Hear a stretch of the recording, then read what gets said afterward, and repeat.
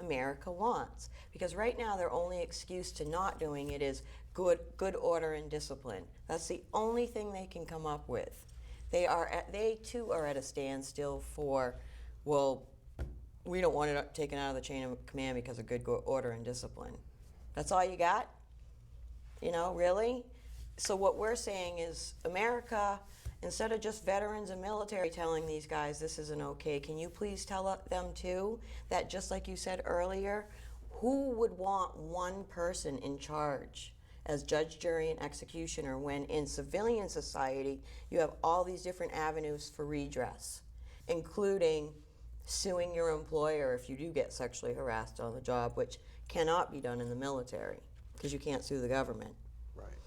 So first and foremost, contact these people, because these are the only people that can be held accountable or hold the military accountable, unfortunately. But that's the way it is right now. And the American society, if they get off and get on the horn and make these calls. But I think the other important thing to note is that while the military is telling us that they're handling this situation, they're not really handling it very well. As you know, the sequester happened. They're broke.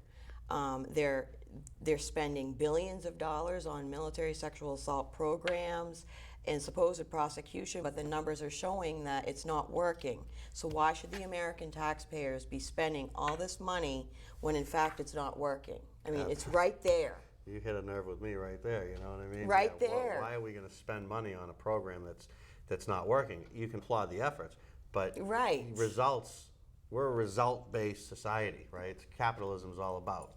Yes, and the there's no 2012 numbers proved that it's not working, despite them trying with their zero tolerance policy since tailhook. This past year, it was 26,300 people estimated in the military, active duty, not veterans, active duty, that have been assaulted, raped, or some sort of touching, criminal conduct touching. Does not include sexual harassment, which is a lot of times a precursor to more violent crimes. So that number is physical. Yes. See, that's only. way too big a number.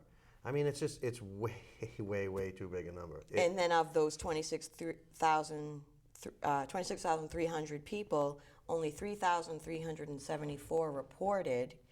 Of that number, the only people.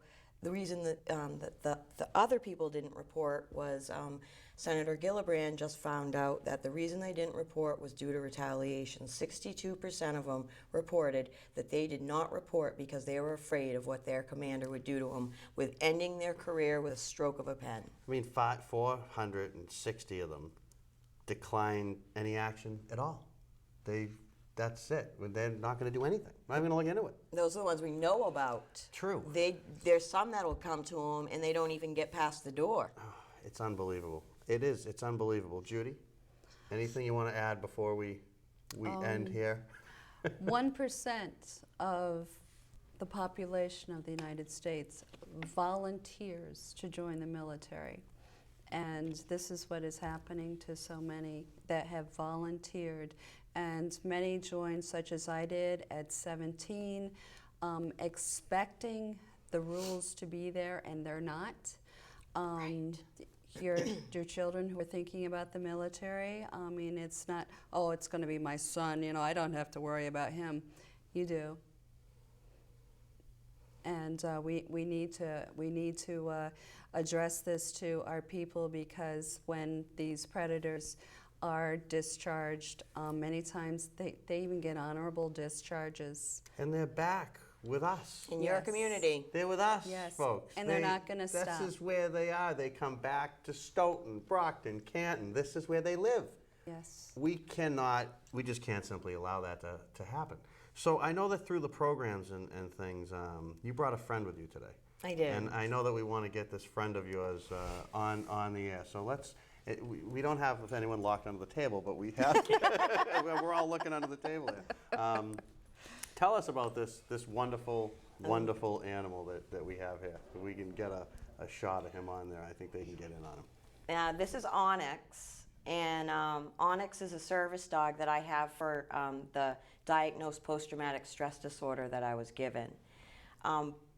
As a victim of a crime, and this is what Judy did a good job talking about this, and I appreciate that. You have a different sense of life after someone has violated you. You don't feel as safe anymore because you know that evil things can happen.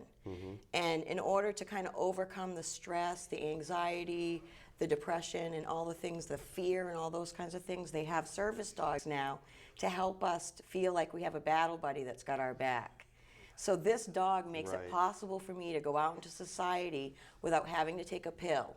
You know, so instead of taking a ton of anxiety pills or whatever, which is what the VA will do, I have a dog that can help me feel safe, so I don't have to take, you know, umpteen pills to help me feel like I can, you know, That's wonderful. survive in society. That's wonderful. A Yeah. Beautiful, beautiful, beautiful dog. All right, we've come to a close. We've covered an immense amount of ground. There's a few things you got to remember, right? You got to remember, you're calling your congressman, you're calling your senator, you are getting in touch with Carl Levin's office, okay? Those are three things that you got to do. This is our military. These are the people that defend us every day. When there's a problem, we don't have rebels that come over the hills. We don't have another country that's going to invade us or an uprising and we're going to have a new government tomorrow, although I know some of you would like that. But at the end of the day, this is our military and we got to take care of our military. So take care of our military, okay? Do the right thing. I want to thank you, Jennifer, so much for coming on. welcome. And I want to thank you, Jude, so much for coming on. You're welcome. You guys did a great job. This is the Freedom Network right here in Stoughton TV. Make sure that you check us out. You can get them online. I will see you next time, and when I see you next time, we will definitely cover Zimmerman and the other cases that I know you wanted to see this week. All right, thank you. We'll see you again.